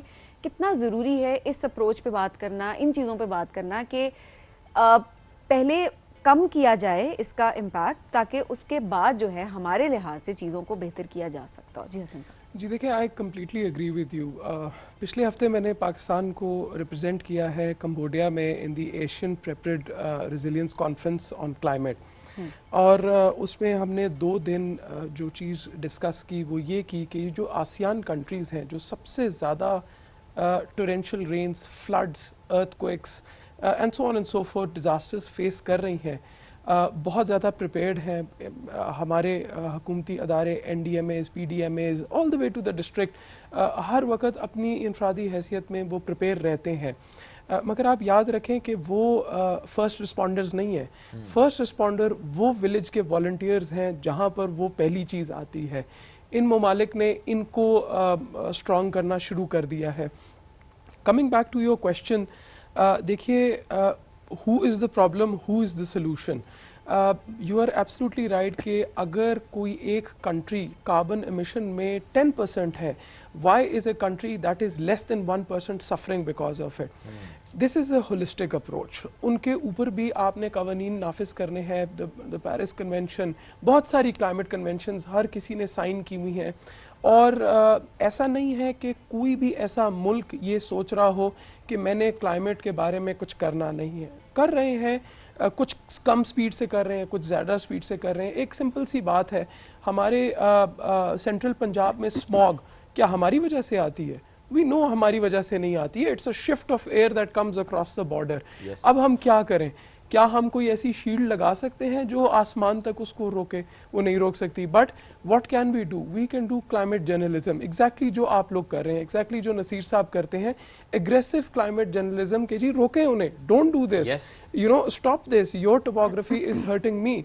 अगर कोई एक पानी की सेलिनेशन को ख़राब करना शुरू हो जाए अक्रॉस द बॉर्डर, आपके क्रॉप्स यहाँ पे मर जाएंगे। It is a climate disaster. So this is all a ripple effect. The world is like a domino effect, and the worst part is you are standing on the end of that domino. So people obviously, I completely agree with you कि इसका एक ही हल है, वो है climate journalism, which Pakistan is doing, which you are doing, and which I think should be done more aggressively. Absolutely, इसको और ज़्यादा करने की ज़रूरत है। नसीर साहब, कोई मिसाल हमारे सामने है पाकिस्तान के किसी ऐसे इलाके की जहाँ हम ये देखते हो कि यू नो हुकूमत, तमाम इदारे, सिविल सोसाइटी, तालीमी इदारे, एवरी इंडिविजुअल, वहाँ पे तमाम जो लोग हैं उन्होंने मिलकर कुछ ऐसा किया हो और वो हमें पर उसका इम्पैक्ट नज़र आया हो कि अब कुदरती आफात का जो ख़तरा है उससे मिनिमाइज़ किया जा सके, उसका नुकसान कम से कम हो सके? क्या हमारे पास ऐसी मिसाल है? हमारा एक जहनी मसला है कि हम अच्छी बातों को प्रमोट नहीं करते, और ऐसी मिसालें हैं। ओके, मैं आपको एक एग्जांपल देता हूँ। सिंध के डिस्ट्रिक्ट दादू में, ठीक है, बलूचिस्तान बॉर्डर के साथ एक छोटा सा दरमियाना सा छोटा सा शहर है, उसका नाम है जोही। जोही, ओके। शायद बहुत सारे लोगों ने नाम भी ना सुना। आपने फर्स्ट टाइम सुना। हम पाकिस्तान को कम सुनते और देखते बाकी दुनिया को बहुत देखते। एनीवेज, जोही में 2010 और उसके 12 साल बाद 2022 में एक सीन रिपीट हुआ। ओके, वो रिपीट क्या हुआ?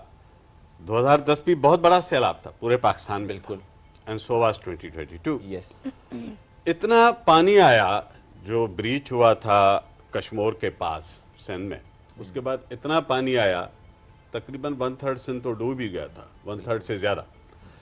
जोही के शहरियों को बताया गया कि आप शहर खाली करें, हम इसको बचा नहीं सकेंगे, इतना पानी आ रहा है ऊपर से। ओके, अच्छा, जोही को ड्यूअल थ्रेट है, ऊपर से खिरथर हिल्स के पहाड़ों का पानी भी आता है, जिसे रोतकुई कहते हैं, नए कहते हैं, हिल टॉरेंट्स। ठीक है, और वो पानी बहुत खौफनाक पानी होता है। जैसे आपने नदी नाले यहाँ देखे हैं ना, पहाड़ी नाले, कई लोगों को अंदाजा नहीं है, साथ आते हैं, पत्थर आते हैं, बड़े बड़े बोल्डर्स, और आनन फानन आते हैं। बिल्कुल, ये दरिया की तरह नहीं है कि 1-1 सेंटीमीटर चढ़ता है, आपको 10 दिन पहले पता लगता है। ये यूं आता है और उड़ा के ले जाता है।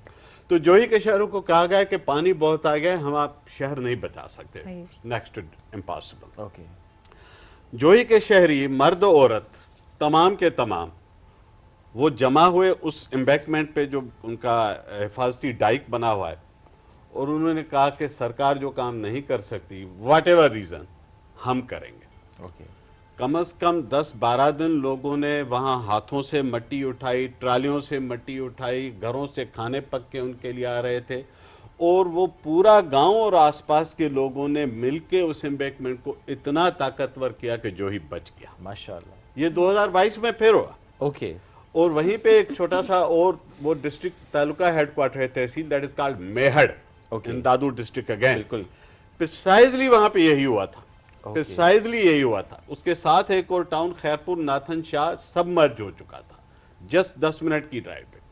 मेहर के शहरियों ने मिलके यही काम किया, ट्रालियों में मट्टियां भर रहे हैं, घरों से खाने पक के आ रहे हैं, जो लेबर, और दे वर ऑल वॉलंटियर्स।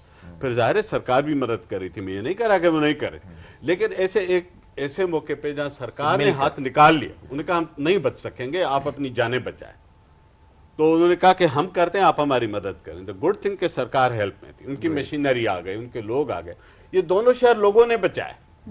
और आई एम श्योर के गिलगित में बातें होंगी, ऐसी कहानियां होंगी, चित्राल में होंगी, और जगह पे होंगी। मेरा ख्याल है हमें पॉजिटिव स्टोरीज को, पॉजिटिव केस स्टडीज को, ये तो आई थिंक इस पे तो वीडियोस आनी चाहिए। मेरा ख्याल है जो बेस्ट प्रैक्टिसेस है वो भी इसी के थ्रू सामने आ सकती है। इसमें सिर्फ अगर मैं ऐड करूं, ये तो एक डिजास्टर की बात है ना। If you look at the private sector, आपको शायद इस चीज़ का इल्म नहीं होगा कि Pakistan is one of the biggest sellers of carbon credits in the world. Yes, what is carbon credit? एक पूरा इलाका जिसको आप निशानदेही करके उसको फॉरेस्ट बनाते हैं और उसकी इमिशन को आप प्राइवेट सेक्टर अपनी CSR एक्टिविटीज़ में ख़रीदता है। और ख़रीद के ना सिर्फ पे करता है, खरीद के बाहर की दुनिया में बेचता है, क्योंकि बाहर को भी कंप्लाई करना होता है।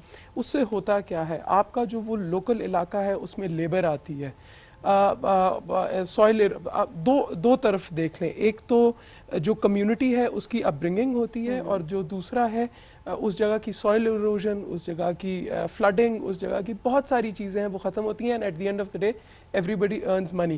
Now this is something that the government and the private sector are doing together, which is something that should be acknowledged at least. Absolutely, बिल्कुल सही है। इसी को हम जी कंटिन्यू करते हैं कि दोनों तरफ से अगर हमारे पास कुछ रिकमेंडेशंस आ जाएं, सब आपसे स्टार्ट कर लेते हैं। वो रिकमेंडेशन सिविल सोसाइटी को भी हैं, वो शहरियों को भी हैं, वो हुकूमती इदारों को भी हैं, everybody, every individual in Pakistan actually. Because हम देखें, बात करें कि हमें रेस्क्यू, रिलीफ, रिहैब से पहले हमें प्रिपेयर्डनेस पे बात करनी है। सो नेक्स्ट 3 साल का, 4 साल का, 5 साल का रोड मैप क्या होना चाहिए? What's your suggestion? And then you. देखिए, my suggestion is to identify the relevant people, which in my understanding के अगर हम फर्स्ट रिस्पॉन्डर की बात करें तो वो वॉलंटियर्स जो जिस जगह पे मौजूद हैं वो अर्ली वार्निंग सिस्टम और रिस्पांस उनका उसमें वो बेहतर हो। प्राइवेट सेक्टर के लिए मेरी ये रिकमेंडेशन है कि वो अपनी CSR एक्टिविटीज़ का बजट ज़्यादा से ज़्यादा बढ़ाएं इन इलाकों में, जैसे दादू हो गया, जैसे और ये इलाके जो फ्रीक्वेंट फेस करते हैं प्रॉब्लम्स को, वहाँ पे अपनी एक्टिविटीज़ करें। गवर्नमेंट से ये दरख्वास्त है कि वो अपना ट्रिकल डाउन इफ़ेक्ट जो है उसको तेज़ करे। एंड काफ़ी हद तक पंजाब में हमने देखा है, सिंध में भी हमने देखा है, KP में भी, कि वो उन्होंने तेज़ किया है, बट इसको मज़ीद तेज़ किया जाए। और एकेडेमिया से ये रिक्वेस्ट है कि वो अपनी रिसर्च जो है वो पिछले 20 साल को छोड़ के पिछले 2 साल के ऊपर वो आए, because climate is rapidly changing. And media से रिक्वेस्ट है कि वो अपनी जर्नलिज्म अग्रेसिव करें towards climate, and it should not be climate journalism but it should actually be climate advocacy. लोगों को ये बताएं, बच्चों से लेके, माओ से लेके, घरों से लेके, कम्युनिटी से लेके, मसाजिद से लेके, कि what is the climate disaster that you will face if you do not react timely. I think awareness के पर्सपेक्टिव से मेरा ख्याल है बड़ी इंपॉर्टेंट चीज़ है कि आप सिर्फ रिपोर्ट ना करें जो चीज़ होगी, बल्कि आप अवेयरनेस स्प्रेड करें कि अगर ये ना किया तो ये हो सकता है, and this is the situation. इसी सब आपके रिकमेंडेशंस हैं। जी, मेरा ख्याल है कि ये जैसे पहले बात हुई थी कि ये इज्तिमाई अमल है, किसी एक एक्टर का नहीं है। मैं क्विकली बताऊं, गवर्नमेंट के एक्शन के लिए मेरी 2 गुजारिशात हैं। हमारे पास ये मौसमी मसाइल पहले भी रहे हैं, तेज़ बारिशें, क्लाउड बस्ट, ये पहली मरतबा नहीं हो रहा, अब उनकी फ्रीक्वेंसी बढ़ गई। मेरा ख्याल है कि हमें पूरे पाकिस्तान में एक चैलेंज है, जो कुदरती आबी गुजरगाहें हैं उनमें बहुत सारी इंक्रोचमेंट्स हैं। बिल्कुल सही बात है, और ये पानी की रोक लेती हैं, इसी वजह से ये ज़्यादा सूरत हाल ख़राब हो रही है। और इसको हमें जहाँ जहाँ से कुदरती आबी गुजरगाहें, हमारे पास नक्शे मौजूद हैं, आपको सपार को हेल्प करेगा, मौसमियात करेंगे, ये खाली करानी पड़ेगी। बिल्कुल सही बात। दूसरा, हमारे पास जंगलात पहले ही कम है, हम 5% से कम जंगलात के ऊपर रकबे पे हैं, और वो उसमें जो मज़ीद नुकसान हो रहा है, जिस तरह से बुनैर में जो पिछले साल सैलाब ने तबाही की थी, उसकी एक वजह उसके अप स्ट्रीम पे वाटर शेड का ख़राब होना था, जिसकी वजह से वो सारे दरख्त जंगलात काटे गए थे। ओके, यही चीज़ AJK में हुई है, यही चीज़ गिलगित बल्तिस्तान में हुई है। मालाकंड जो कि रिचेस्ट एरिया हुआ करता है हमारे फॉरेस्ट का, वहाँ खौफनाक डिफॉरेस्टेशन बिल्कुल नजर आती है आपको। यहीं पे आप मरी हिल्स पे देख लें, मरगला हिल्स का आप मैप उठा लें 20 साल पुराना और अभी का देख आप रावल लेक के आसपास के इलाके को 20 साल पुराना, वो कल एक तस्वीर में देख रहा था कि कितना फर्क है 2005 और 2025। एग्जैक्टली 10-15 साल में हमने उसको क्या कर दिया उसको। मेरा ख्याल है हमारे लिए ये कुदरती शील्ड है, ये आप करोड़ों अरबों रुपए लगाकर भी ग्रो नहीं कर सकते। जो बचे हुए उसको बचाएं, दूसरा जब आप ग्रो करें पहले इसको बचाएं। तो मैं सरकार से ये 2 गुजारिशात करूंगा। जो दूसरा बड़ा एक्टर है वो एकेडमिया है, जिनका काम रिसर्च है। देखिए, एक रिसर्च होती है जो बहुत टेक्निकल फार्मूले, मैथमेटिक्स, उसकी अपनी वैल्यू है, बहुत ही शानदार काम है, बट मेरा ख्याल है हमें अप्लाइड रिसर्च चाहिए। सही बात। जो आपकी पूरे पाकिस्तान के हर जिले में अब यहाँ यूनिवर्सिटी है या कैंपस है, हमारे पास बहुत हायर एजुकेशन के इंस्टीट्यूशन, वो सिर्फ अपने अपने डिस्ट्रिक्ट को मैप आउट कर लें, उनके इश्यूज पे अप्लाइड रिसर्च करनी चाहिए जिसपे एक्शंस जनरेट हो सके। मीडिया, मेरा ख्याल है, मेरी गुजारिश है कि इसको साल में सिर्फ 2 महीनों के लिए इसको एजेंडा ना बनाए। एवरी डे सही बात, कोई दिन खाली ना रखें, और पॉजिटिव जो हमारे पास केस स्टडीज हैं जहाँ से लर्निंग निकलती है उसको प्रमोट करें। मैंने 2 केस स्टडीज बताई है, पूरे पाकिस्तान में आई थिंक बहुत इंपॉर्टेंट भी है। एंड देन आप दोनों ने जिस तरह अपनी रिकमेंडेशंस के साथ साथ इस चीज़ पे फोकस किया कि होलिस्टिक अप्रोच है, हम सबको मिल के काम करना है, तमाम इदारों को मिल के काम करना है, हर शख्स को मिल के काम करना है। प्राइवेट इदारा है, सरकारी इदारा है, हम सब जब तक मिल के नहीं बैठेंगे, पॉलिसीज़ नहीं बनाएंगे, इम्प्लीमेंटेशन नहीं होगी और पहले से तैयारी नहीं करके रखेंगे, तो देन डेफिनेटली नुकसान फिर हमें कहीं ना कहीं किसी ना किसी लेवल पे हम हर साल देख रहे होते हैं कि हमें उठाना पड़ जाता है। तो हम सब ने मिलकर क्लाइमेट चेंज के हवाले से बात करनी है, घर घर में बात होनी ज़रूरी है, अपने बच्चों को बताएं। ऐसा नहीं है कि घर के अंदर बस पैसे कितने कमाने हैं, बाहर जाना है, ये करना है, वो करना है, सिर्फ इन चीज़ों के ऊपर बात हो, बल्कि उनको ये रियलाइज़ करवाना है कि अगर ये हमने क्लाइमेट पे काम ना किया तो अब हम ये भी नहीं कह सकते। शुरू पहले हम ये कहते थे कि आने वाली नस्लें उसको भुगतेंगी, अब हम देख रहे हैं कि हम खुद ही इसको भुगत रहे हैं और हर साल हम भुगत रहे हैं इन चीज़ों को। तो हम सबको मिलकर काम करना है। बहुत शुक्रिया नसीर साहब, बहुत शुक्रिया हसन साहब प्रोग्राम में हमें ज्वाइन करने के लिए। इससे पहले अगर हम ब्रेक की तरफ जाएं, आपको लेकर चलते हैं Pakistan national council of the arts, जहां तसव्वुफ और सकाफत के उन्वान से फन पारों की नुमाइश हुई। Let's have a look.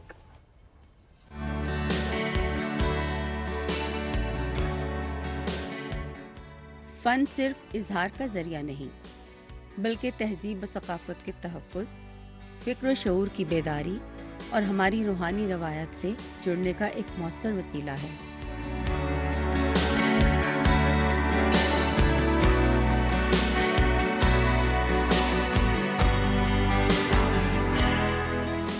Pakistan national council of arts में मुनक़्क़िद होने वाली ये नुमाइश 2 मुनफरिद फ़नकाराना नुक्ता नज़र को यकजा करती है। एक तसव्वुफ़ की रूहानी जमालियात को उजागर करता है, बल्कि दूसरा हमारी सकाफ़ती शनाख्त और विरसे को रंगों के ज़रिए ज़िंदा रखता है।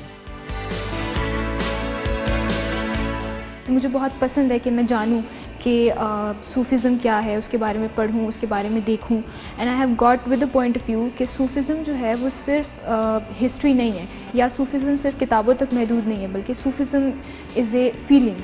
सूफ़िज़्म जो है आप उसको हर जगह पे देख सकते हैं।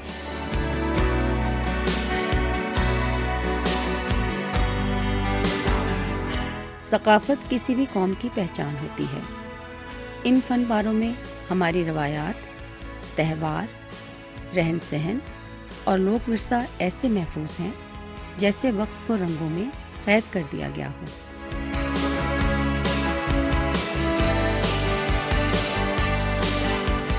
हमारा पाकिस्तान का कल्चर बड़ा रिच है, इसको मुख्तलिफ़ तरीके से एक जमा किया जाता है। तो मैंने अपना कैनवास को इस्तेमाल किया ताकि मैं अपने जो हमारी कल्चर है, हेरिटेज है, उसको दुनिया के सामने ले आ सकूं। और स्पेशली जो हमारी कैपिटल है, कैपिटल में और स्पेशली पीएनसी वालों का शुक्रिया, उन्होंने हमें एक जगह प्लेटफॉर्म दिया ताकि हम पाकिस्तान और स्पेशली हमारे जो कैपिटल के लोग हैं उनको बता सकें हमारी कल्चर कितनी रिच है।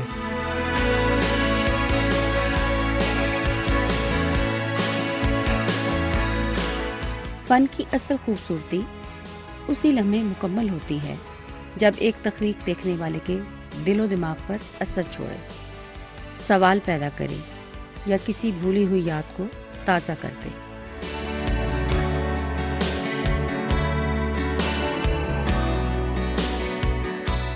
इस नुमाइश ने न सिर्फ फ़न से मोहब्बत करने वालों को अपनी जानिब मुतवज्जो किया, बल्कि नौजवान नस्ल को भी अपनी सकाफती जड़ों और रूहानी इक़्तिदार पर गौर करने का एक खूबसूरत मौका फराहम किया।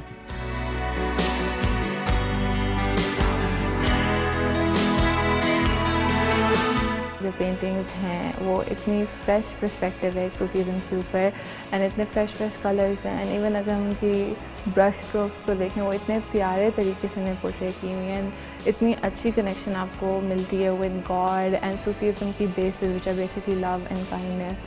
पाकिस्तानी कल्चर जो है बहुत डाइवर्स है, तो मेरे अकॉर्डिंग यूथ को जो है ना, यूथ बहुत अच्छा मैसेज दे सकती है through painting and through social media. Different countries में ना अपने आप को रिप्रेजेंट कर सकते हैं ऐसे।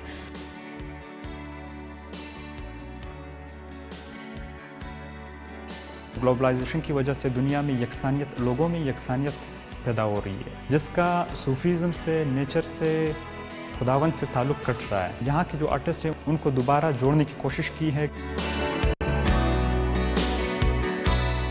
जब रिवायत और रूहानियत एक ही कैनवस पर यकजा हों तो फ़न सिर्फ देखा नहीं जाता बल्कि महसूस किया जाता है।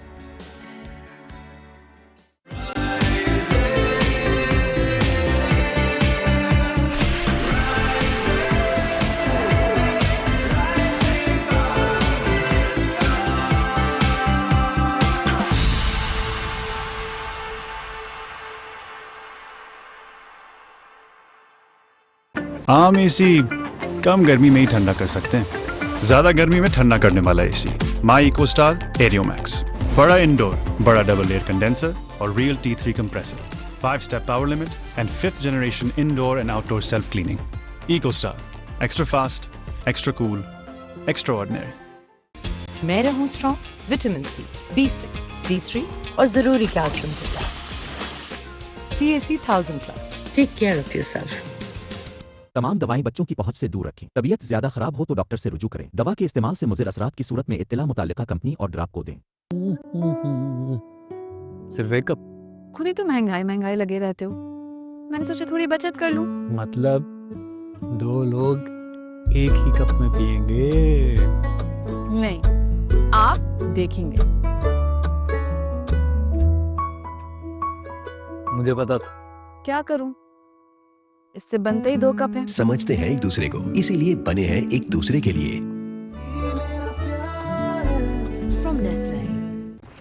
अहमद बेटा चलो उठ जाओ। मम्मा।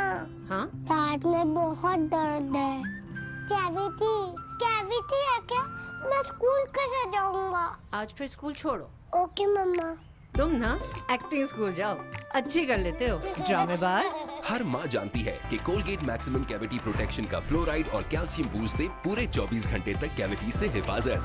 24 घंटे तो कैविटीज का कोई चांस ही नहीं। Colgate maximum cavity protection. मतलब क्या स्ट्रॉन्गर पेप्सी का? मतलब कमाल। क्या टेस्ट है यार? वो टेस्ट है क्या यार? उससे पूछो।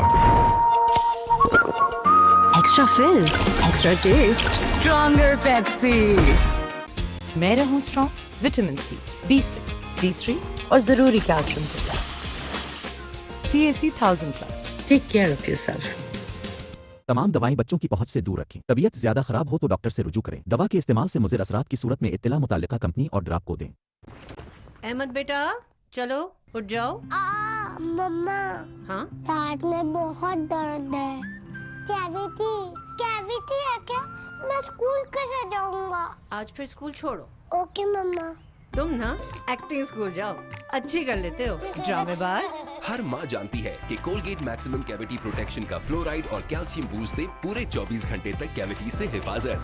24 घंटे तो कैविटीज का कोई चांस ही नहीं। Colgate maximum cavity protection. हमने कहा रुक ही जाते हैं। बहुत अच्छा किया। भाभी, अब आपके हाथ की खास चाय मिल जाए तो मजा आ जाए। क्यों नहीं, अभी लाते हैं। Thank you. महीने का आखिर चल रहा है, मैंने जो देगा। क्यों नहीं, मेरी खास चाय के लिए सिर्फ एवरीडे, हर बार। समझते हैं एक दूसरे को, इसीलिए बने हैं एक दूसरे के लिए। From Nestle. Now in a fresh new look, Lay's, ये joy बढ़ता जाए। मैं रहूं strong vitamin C, B6, D3 और जरूरी कैल्शियम के साथ। CAC 1000+। Take care of yourself. तमाम दवाएं बच्चों की पहुंच से दूर रखें। तबीयत ज्यादा खराब हो तो डॉक्टर से रुजू करें। दवा के इस्तेमाल से मुज़िर असरात की सूरत में इत्तला मुताल्लिका कंपनी और ड्राप को दें। मैं रहूं strong vitamin C, B6, D3 और जरूरी कैल्शियम के साथ। CAC 1000+। Take care of yourself.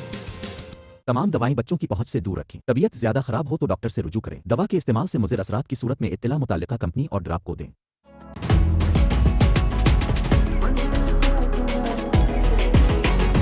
दम दम दम दमादम बन जा नंबर 1।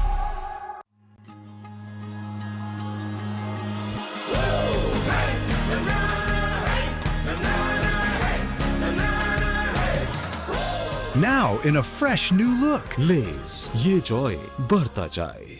जैसे हर किसान है अपनी फसल के यकीन का मरकज, एंग्रो मरकज है हर किसान का मरकज यकीन। एंग्रो मरकज पे आपको हर प्रोडक्ट वक्त पर मिलेगा, वो भी मेयार की गारंटी के साथ। एंग्रो मरकज, किसान का मरकज यकीन। शाबाश। हमने कहा रुक ही जाते हैं। बहुत अच्छा किया। भाभी, अब आपके हाथ की खास चाय मिल जाए तो मजा आ जाए। क्यों नहीं, अभी ला दे। Thank you. महीने का आखिर चल रहा है, मैंने जो देगा। क्यों नहीं, मेरी खास चाय के लिए सिर्फ एवरीडे, हर बार। समझते हैं एक दूसरे को, इसीलिए बने हैं एक दूसरे के लिए। From Nestle. अहमद बेटा चलो उठ जाओ। मम्मा, हाँ दांत में बहुत दर्द है। कैविटी कैविटी है क्या? मैं स्कूल कैसे जाऊंगा? आज फिर स्कूल छोड़ो। ओके मम्मा। तुम ना एक्टिंग स्कूल जाओ, अच्छी कर लेते हो ड्रामेबाज। हर माँ जानती है कि कोलगेट मैक्सिमम कैविटी प्रोटेक्शन का फ्लोराइड और कैल्शियम बूस्ट दे पूरे 24 घंटे तक कैविटी से हिफाजत। 24 घंटे तो कैविटीज का कोई चांस ही नहीं। Colgate maximum cavity protection. मतलब क्या स्ट्रॉन्गर पेप्सी का? मतलब कमाल। क्या टेस्ट है यार? what टेस्ट है क्या यार? उससे पूछो। Extra fills, extra taste, stronger Pepsi.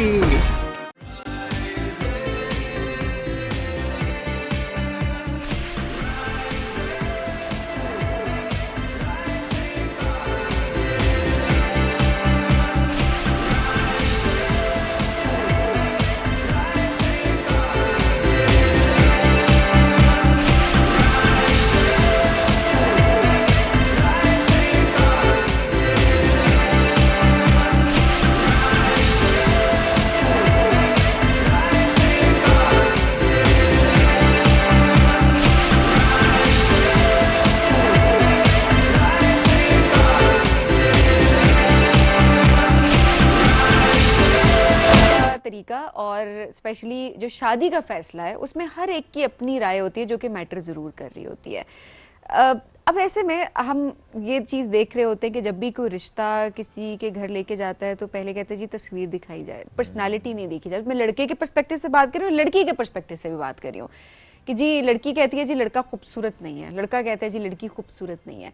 और पहले तो ये होता है कि फ़ोटो देख के ही रिश्ता लाने ही नहीं देते, वहीं पर रिजेक्शन, चाहे जितनी अच्छी ट्रेड्स हो, जितनी अच्छी पर्सनालिटी हो, जानने की कोशिश नहीं की जा रही होती। और बाज़ों का तस्वीर अच्छी होती है तो कहती है जी अच्छा ये बड़ा अट्रैक्टिव सा बंदा है या बहुत अट्रैक्टिव सी बंदी है, और उसके बाद शादी के बंधन में बन जाते हैं और बहुत सारी चीज़ें जिनको नहीं देख रहे होते, जिनमें एक चीज़ है कंपैटिबिलिटी। सो कितनी इंपॉर्टेंट है कंपैटिबिलिटी, और रिश्ता करते हुए, शादी का डिसीजन लेते हुए क्या चीज़ें हैं जो कि हमें देख लेनी चाहिए पहले से, जिसकी बुनियाद पे ज़िंदगी आगे चलती है। एब्सोल्युटली। लेकिन उससे भी हमने बात की ना कि वो लड़के को भी देखा जा रहा था, इस पे आई वुड डिसएग्री कि नॉर्मली हम ये नहीं, मतलब बहुत कम जगह ऐसा होता है जहाँ कहते हैं जी अच्छा लड़की की पर्सनैलिटी या उसकी लुक्स या उसकी हाइट।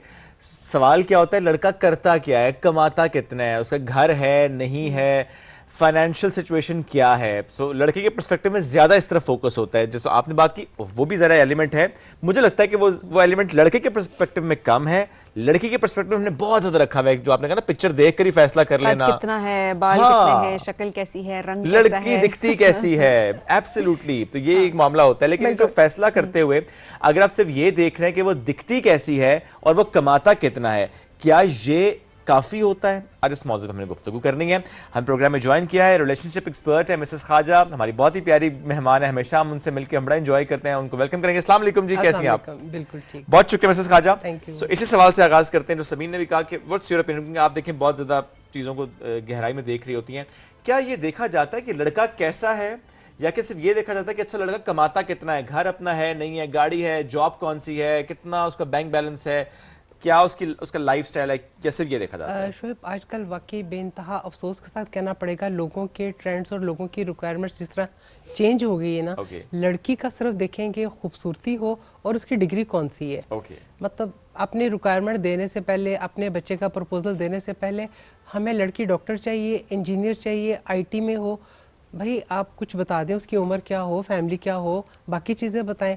उन्हें नहीं, ये डिग्री चाहिए, क्योंकि हमारा बेटा जहाँ पे होता है वहाँ पे ये डिग्री चलती है। वहाँ बताएंगे जी हमारे अपने 3 घर हैं, इतना फाइनेंशियली हम लोग स्टेबल है, बट फिर आप क्यों खाली डिग्री के पीछे पड़ रहे हैं?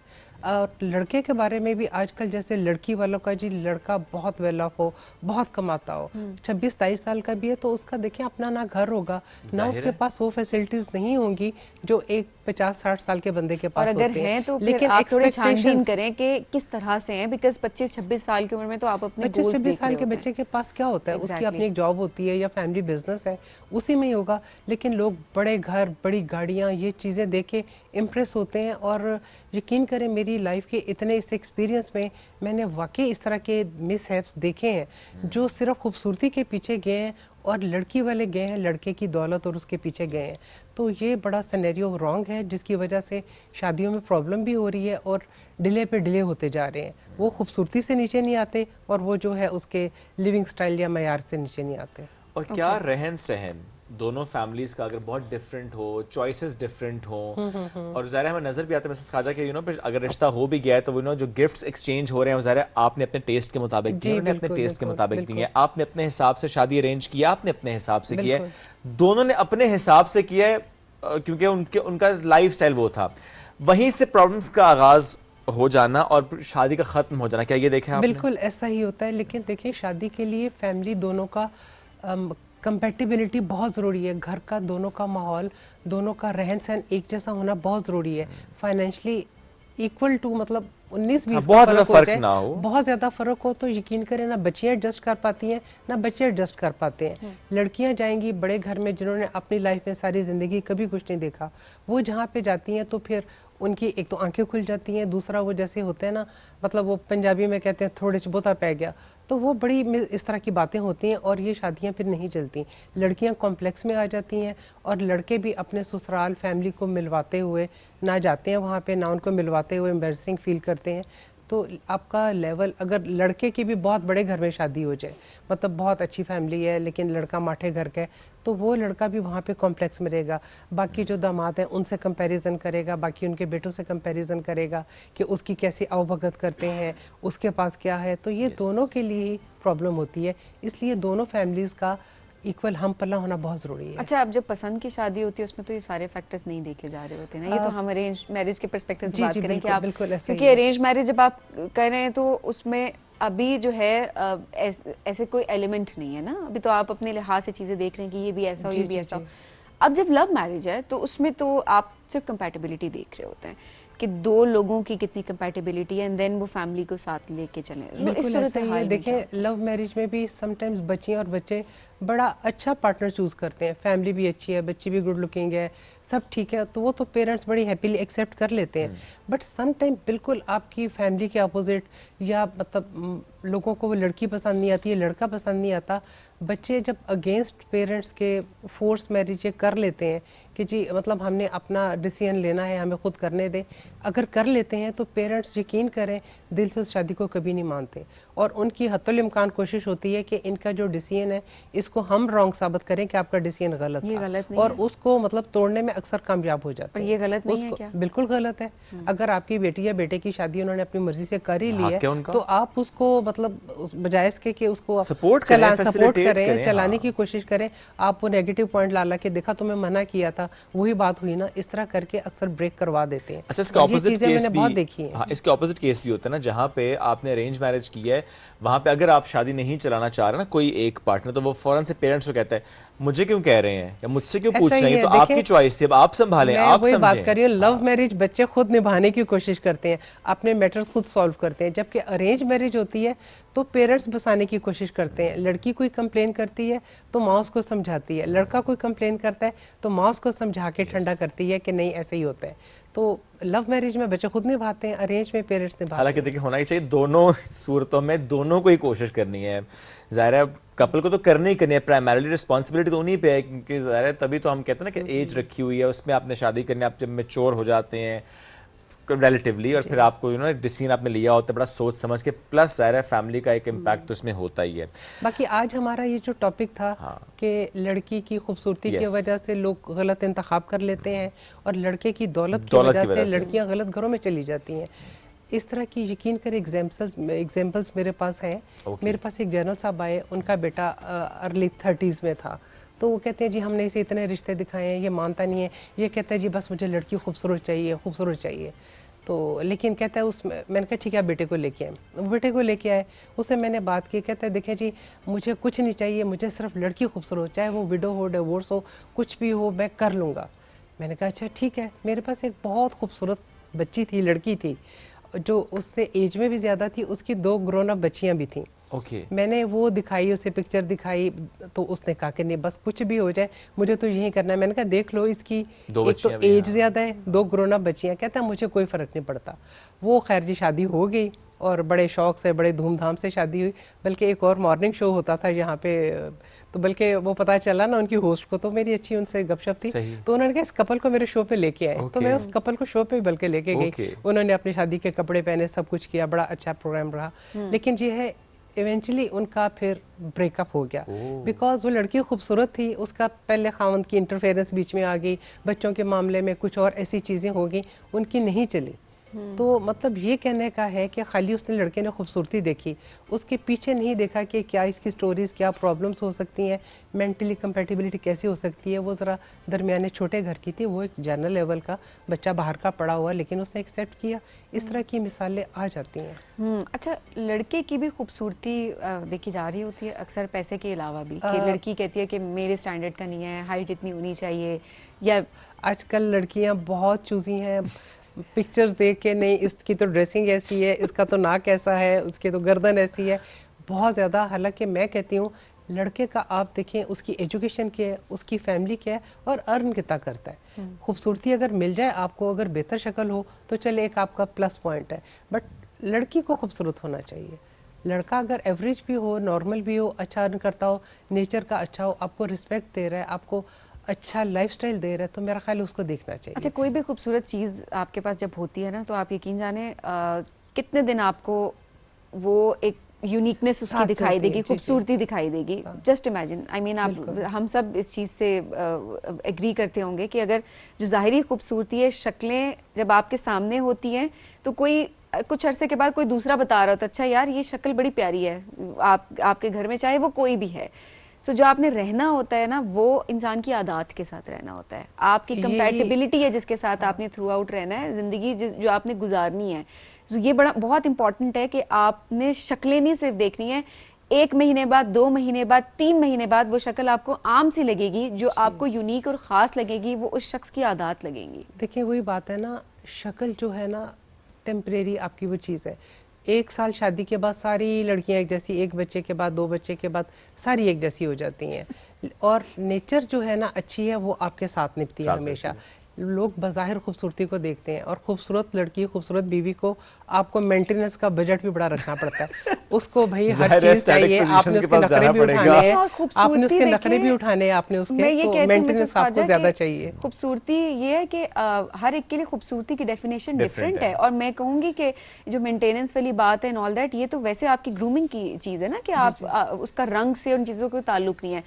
हर लड़की खूबसूरत है, हर शख्स खूबसूरत, अल्लाह ने हर चेहरा खूबसूरत बनाया है। बात यह है कि हमने जो स्टैंडर्ड सोसाइटी में सेट किया है ना, कि गोरा रंग होना चाहिए, ऐसे होना चाहिए, फिजिक ऐसी होनी चाहिए एंड ऑल दैट, ये हमारे बनाए हुए खूबसूरती के स्टैंडर्ड्स हैं जो कि गलत हैं, बिल्कुल गलत है। इस चीज को हमें समझने की जरूरत है। और अब देखें, एक आप बड़ी खूबसूरत लड़की अपने घर लेके जाते हैं, आपने उसके साथ एटीट्यूड ऐसा रखा हुआ है, आपने उसको ऐसे रखा हुआ है कि उसकी खूबसूरती चंद दिनों में मांद पड़ जाएगी।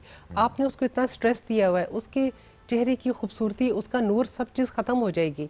वही डिपेंड करता है, अगर एक खामद नॉर्मल एवरेज शक्ल की लड़की को सुकून देता है घर में, उसे रिस्पेक्ट देता है, उसकी सारी ज़रूरियात पूरी करता है, तो वही लड़की निखर जाती है। आप एक एवरेज लड़की को भी आप निखार के खूबसूरत बना सकते हैं, बल्कि एक खूबसूरत लड़की को लेके आए हैं, उसको इतना स्ट्रेस में रखा है, उसको मेंटल टॉर्चर दे रहे हैं, वो मेंटली भी डिस्टर्ब होगी, आपके घर को डिस्टर्ब करेगी, आपका सुकून तबाह करेगी। तो बेहतर है कि आप अपने आप को भी देखें कि हमने एक अगर लड़की लेके जा रहे हैं, हमने उसको कैसे रखना है। सही बात है, वो नजर आ जाएगा। आप उस लड़की को जब देखेंगे, उससे बात करेंगे, उसकी पर्सनालिटी डिफाइन कर देगी, उसे कैसे रखा गया है। एक खातून को देख के, एक बीवी को देख के, एक औरत को देख के आप बता सकते हैं अगर ये कॉन्फिडेंट है, इसको इसके हस्बैंड ने कैसे रखा हुआ है। इसी तरह खामद का हुलिया देख के, उसको देख के भी महसूस होता है कि उसकी बीवी ने उसको कैसे रखा। बिल्कुल, ज़रा दोनों पे उसका इम्पैक्ट दोनों पे डिपेंड करता है। अब फिर भी वो एक चीज़ जो आपकी नज़र में सबसे इम्पॉर्टेंट है कि अच्छा शरीक हयात का इंतखाब करते हुए, यानी मेल फीमेल दोनों पर्सपेक्टिव से,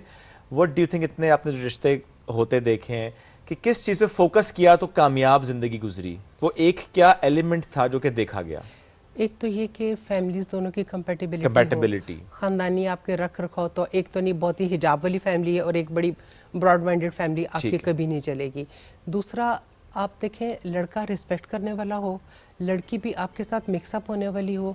जब आपका रिश्ता तय होता है, फैमिलीज आती जाती हैं, एक दूसरे को मिलती हैं, तो आपको अंदाज़ा हो जाता है ये बच्ची आपके साथ मिक्सअप होगी या उसकी नेचर कैसी है, या वो अलग थलग रहने वाली है। जब तक आप एक दूसरे के साथ मिक्सअप नहीं होंगे, एक दूसरे की रिस्पेक्ट नहीं करेंगे, एक दूसरे की मतलब वैल्यू नहीं करेंगे, आपका रिश्ता सक्सेसफुल नहीं हो सकता। दूसरा, इंटरफेरेंस किसी की नहीं होनी चाहिए।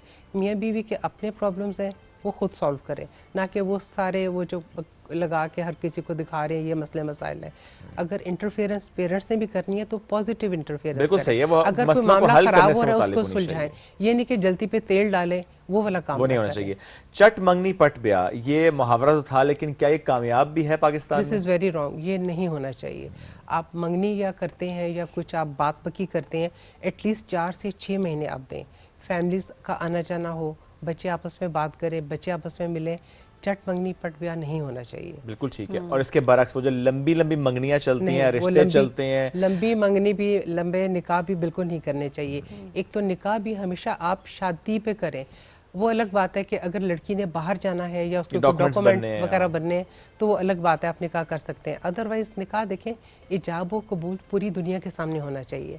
आप पेपर डॉक्यूमेंट सारे पहले तैयार कर लें, हक में पहले तय कर लें, आपने जो रखनी है अपने रस्म व रिवाज या जो आपने कंडीशंस रखनी है वो सारा पहले पेपर वर्क कर लें, सबके सामने इजाब व कबूल और साइन हो।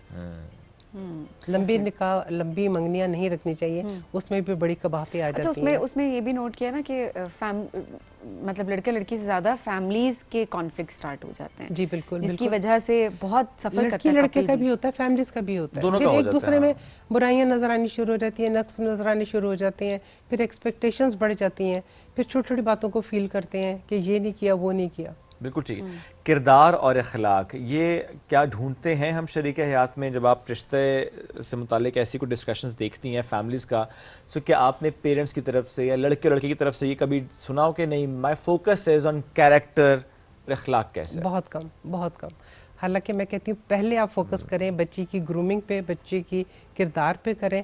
शक्ल सूरत ठीक है ऐसी है कि जैसी आपकी बेटी बेटा है, कपल अच्छा लगे, ये नहीं कि एक्सट्रीम जो है ना अपोजिट हो दोनों। अगर ज़्यादा खूबसूरत लड़की होगी, लड़का एवरेज होगा, तो वो लड़का हर वक्त टेंशन में रहेगा। शॉप पे जाएगी, कोई देख लेगा, बात कर लेगा तो वो हाइपर हो जाएगा, या कोई ऐसी कोई नज़र से देख लेगा, वो खूबसूरत को संभालना भी ज़रा मुश्किल हो जाता है। वो तो दिमागी मसला है, फिर दिमागी मसले हो जाते हैं। और लड़का अगर गुड लुकिंग ना हो, लड़की खूबसूरत है, तो लड़की भी जो है ना सेटिस्फाइड नहीं रहती। मतलब वो एक होता है ना मेंटली, मतलब जो होता है कि काम होती है या कुछ, लड़की भी सेटिस्फाइड नहीं होती अगर उसका हस्बैंड गुड लुकिंग नहीं है। तो एटलीस्ट एवरेज दोनों की होनी चाहिए। जॉइंट फैमिली में शादी करना, क्या ये एक हिंड्रेंस नज़र आती है आपको कि लड़के वालों की तरफ से कि नहीं वो जॉइंट फैमिली में रहती है, या लड़की वालों की तरफ से आ जाए कि नहीं वो जॉइंट फैमिली में रहता है? जी, अक्सर लोग करते हैं कि जी इनकी तो फैमिली बड़ी लंबी है, जॉइंट फैमिली है, हमारी तो छोटी सी फैमिली है, हमारी बेटी इतने फैमिली के साथ नहीं चल सकती। जॉइंट फैमिली को लोग अक्सर रिफ्यूज़ कर देते हैं। कोई टिप जो आप देना चाहती हैं, जितने आपने आप एक्सपीरियंस है माशाल्लाह, कि टिप देना चाहती हूँ आप कपल्स को, लड़के को लड़की को, कि शादी करते हुए इस बात का ख्याल करो? वही शादी मैंने जैसे पहले कहा है कि एक दूसरे की रिस्पेक्ट करते हों, फैमिलीज एक जैसी हों, और शक्ल से ज़्यादा आप किरदार देखें। किरदार पे हाँ, किरदार, अखलाक, लड़की समझदार कितनी है, लड़का रिस्पेक्ट करने वाला कितना है। जो लड़का अपने घर में अपनी माँ की, अपनी बहन की रिस्पेक्ट करता है, औरत की रिस्पेक्ट करता है, वो आपकी भी करेगा। और आप जब इससे बात करते हैं, मिलते हैं, जब आपको एंगेजमेंट के दरमियान ये जो पीरियड होता है, उसमें आपको पता चल जाता है कि इसकी क्या थिंकिंग्स हैं, क्या इसके व्यूज़ हैं। और लड़के का किरदार भी इक्वली इम्पोर्टेंट, वेरी वेरी। अगर लड़की को इजाज़त नहीं है कुछ करने की, तो लड़के को भी नहीं होनी चाहिए, दोनों की सजा होनी चाहिए। सही बात है, और ये वाकई बड़ा दुरुस्त है, दोनों के लिए इक्वल है। ये थोड़ी है कि सिर्फ हमारे कैरेक्टर देखना है, लड़का है मर्द है, उसने कर लिया, कुछ नहीं। और ये जो कहा जाता है कि नहीं वो ठीक हो जाएगा शादी के बाद, वो लड़की को डॉक्टर तो नहीं है, अगर है भी तो उसका काम ये नहीं कि एज अ पेशेंट आपको ट्रीट कर रही है। मिसेस खाजा, थैंक यू वेरी मच, साथ मौजूद थी, it's pleasure to have you. और किसी और दिन हमें इंशाल्लाह एक मौजू भी रखेंगे कि क्या एक अच्छा बेटा, एक अच्छा भाई, एक अच्छा शौहर भी होता है, ये डेफिनेशन है इसकी या कि नहीं? क्योंकि हम अक्सर देखते हैं कि हर रोल में तो वो अच्छा है, अच्छा कॉलीग भी है, अर्न भी अच्छा कर रहा है, बेटा बड़ा अच्छा है, फिर मामा बॉय, भाई भी बहुत अच्छा है, ख्याल रख, दोस्त बड़ा अच्छा है, शौहर अच्छा नहीं है, क्यों? इस पर करेंगे बात। अभी हम लेंगे आपसे इजाजत। अल्लाह हाफिज।